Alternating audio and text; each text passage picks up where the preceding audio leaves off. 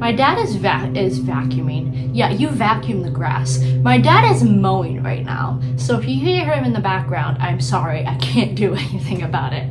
This is what would make my apartment great. Hi everybody, welcome back to my channel. My name's Allie. If you're new here, hello. If you're returning, welcome back. Thank you, I appreciate you. Thanks for not being sick of me yet. So we are back in the spare bedroom slash now very low quality DIY room for another little bookish craft. So I'm actually in the process of getting my own apartment, which I'm super excited about. So it'll give me a lot of cool like moving vlogs for you guys and like reorganizing my bookshelves, getting new bookshelves, new book setups, just new recording areas. If I want to do more DIY videos like this, I can go do them in my kitchen instead of on a random desk in the spare bedroom of my house. I'm super excited about it. But while I was cleaning out my stuff and getting rid of things that I don't need, and I came across this little box of mini storybooks that my brother and I had when we were kids, and I forgot I had this. These are literally just mini classic storybooks. They're super tiny. This is Jack and the Beanstalk, Blue Bear Counts from 1 to 20, Little Red Riding Hood, Scruffy the Tugboat, Pinocchio, Porky Little Puppy, Curious Little Kitchen Around the House. Like I have Cinderella, The Ugly Duckling, and I have Alice in Wonderland. I remember as a kid, we would take these camping because they were small books that could be stored really easily, and my parents would read these to my brother and I while we were camping as our bedtime story. And I've just always hung on to them because they're super cute little books and I love books. I'm a book nerd. And so I thought that it would be cute to make like a mini bookshelf to display these on, because I don't like that they're just in this little tub and they get no attention. And I think that it would be really cute in my new apartment to just have a little tiny little bookshelf with my little books displayed on them. I will bring you guys closer so you can see all of the ones that I have. But that's what we're going to be doing today, is making a miniature bookshelf for my tiny books. So I know a lot of people collect these, or they have people on Etsy make them miniature version of more popular books like Akatar. If you're doing stuff like that, you can make a mini bookshelf to display them on. But I will bring you guys in closer so you can see what ones I have. So these are the ones that I have. I have Cinderella, Pinocchio, Alice in Wonderland, Ugly Duckling, just all of these nostalgic little cute books that a lot of us read when we were little, like a normal just square size. The only difference are these three. They are like a lot just like bigger because they're like a different brand of tiny book. So I figured dimensional wise, I would make them to fit this, and I would just, so that like all of these can be stacked up and down like normal books on a bookshelf. And I figured I would just make it long enough to stack these this way and have these books stack on top, because I don't want to make them so ridiculously tall to fit these and then have just this much extra space for the shelves that don't have these size books on it, if that makes sense. But I have all of these from childhood, very nostalgic, and they're just cute little books, and I want them to be able to be displayed the way that they deserve. So like the last DIY video we did that I will link, we made a gilded book cage for the Plated Prisoner series. I will pop up a little supplies list if this is something that you want to do on your own, but we will go through everything I have. Basic, I have a ruler to measure out book size, scissors, cut cardboard, handy dandy hot glue. I would die without this existing. I have two just smallish size cardboard boxes. It doesn't need to be wood because those don't really have any weight to them. Two cardboard boxes. Because I basically live in a craft store, I have a tub of acrylic paint and I have paintbrushes because I don't want the cardboard to just look like sheets of cardboard. I might try and like paint them to kind of look like wood. And then this is completely optional. I myself haven't exactly decided if I'm going to do this 100%, but I picked out just some floral squares of cardstock that I really liked, and I might use these as like the back wall of the bookcase. So like any place there isn't a book, you just see a pretty patterned paper in the back. And then of course you have your books. So first things first, I want to kind of count exactly how many books I have and take measurements for everything so I know how wide and how tall. I want this to be at least 3 shelves because I think less than 3 shelves, it won't really look like a bookshelf. If it's just one shelf, then it's just a box. 2 shelves I feel like is just a square, but like I feel like 3 shelves will make it look like a bookshelf. So I want to do a little bit of math, make sure my math is mathing dimensionally how we will make 3 shelves for all of these. But yeah, start with measuring.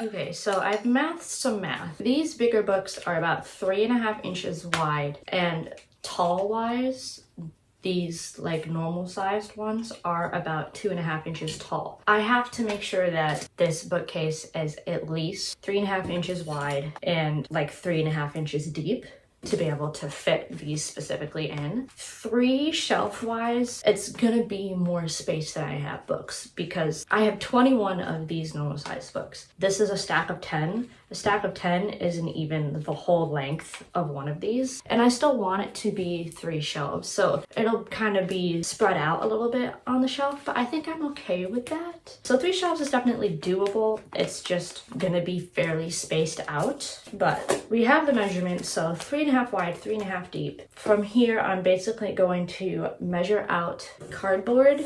I'll probably be majoritarily using like the cardboard flaps out of a lot of these. So I'm going to cut these out off of all these boxes and kind of get the measurements for all of them and then figure it out structurally how this is going to work.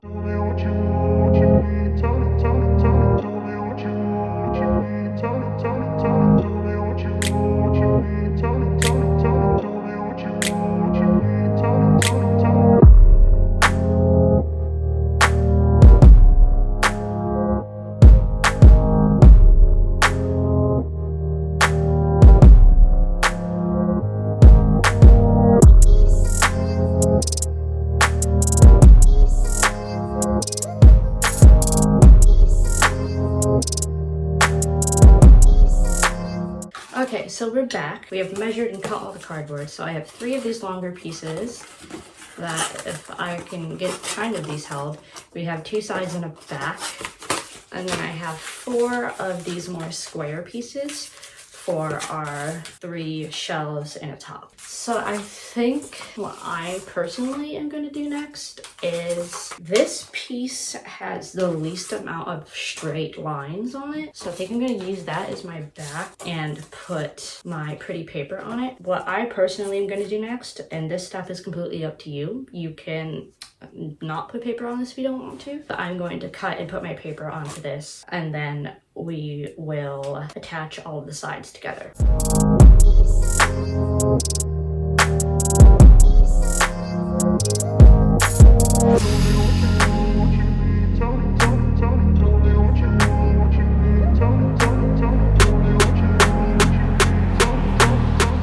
Okay, so we have the back all papered up. So at this point, I'm just going to be hot gluing all of the sides and the shelves together, and we will be back after that to do some painting.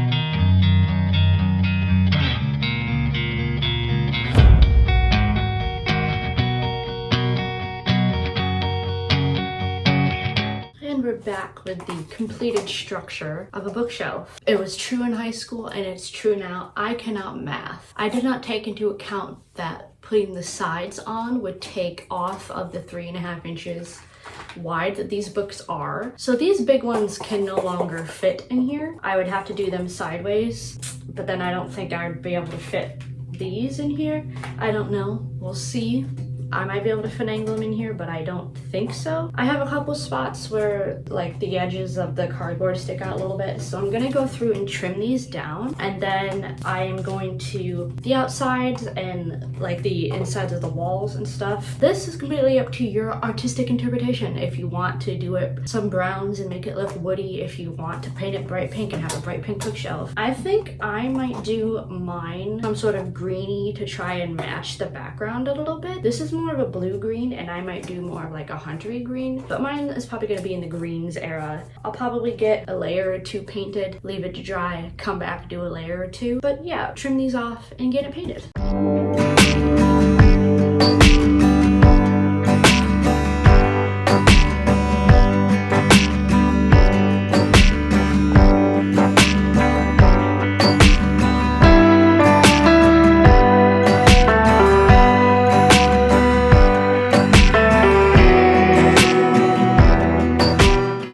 So we have our first coat done. This is going to be the bottom, so I'm not going to bother painting that, but I have the top, the sides, and the backs done.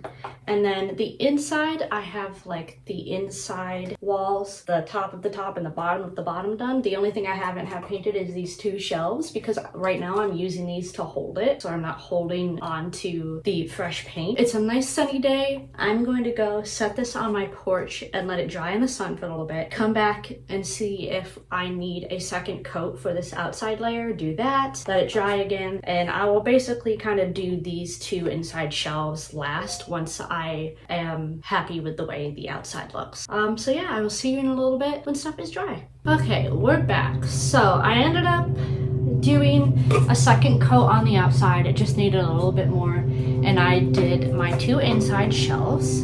So these are all dried, and I like it, but I think it needs a little bit more dimension. So I have this little fan brush and a green paint that's just like a shade or two lighter than this. I'm just going to do some light fan brushing of this lighter color just on the outside walls. I might do it on these inside walls, but I'm not going to do it on the shelves or anything. But I'm just going to do a really light, like couple swipes of a fan brush onto this just to see if it gives it a little bit more dimension. And then we'll let that dry. And then when we come back, we can put our books in it and we'll be all done.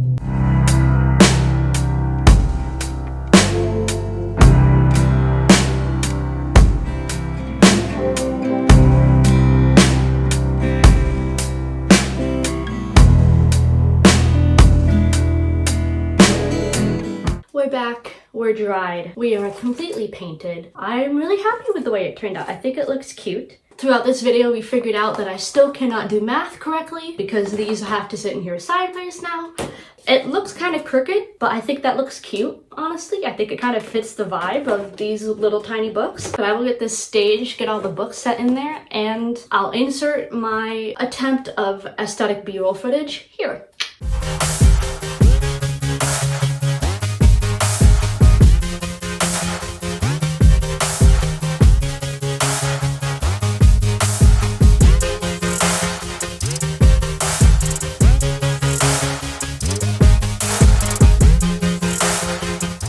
I'm so happy with the way that this little guy turned out. But this has been today's video. I hope you guys enjoyed it. If you guys want me to do any other sort of little bookish DIY crafts, let me know in the comments any of your ideas. I definitely have some ideas for like specific books like what I had for Lady Prisoner, but let me know your thoughts and opinions. I actually really love the way that this turned out. It's very nostalgic for me. But yeah, thank you guys for hanging out with me. As always, my social medias will always be linked in the description box down below, as well as on my home screen channel banner. Also linked down below will be my PangoBooks if you guys want to check that out. All of my books that I DNF'd or didn't like, tag that video specifically too as well, in case there's any from that video specifically you want, or any that I just put up from here on out. I will also have linked below my Amazon wishlist if you guys want to send me any books that are on there. I will do some book unboxings for you guys, which I will greatly appreciate. But yeah, I think that's about it. Thank you guys for hanging out with me. I love and appreciate you so much. Please stay safe, and I will see you guys somewhere else on the internet. Bye.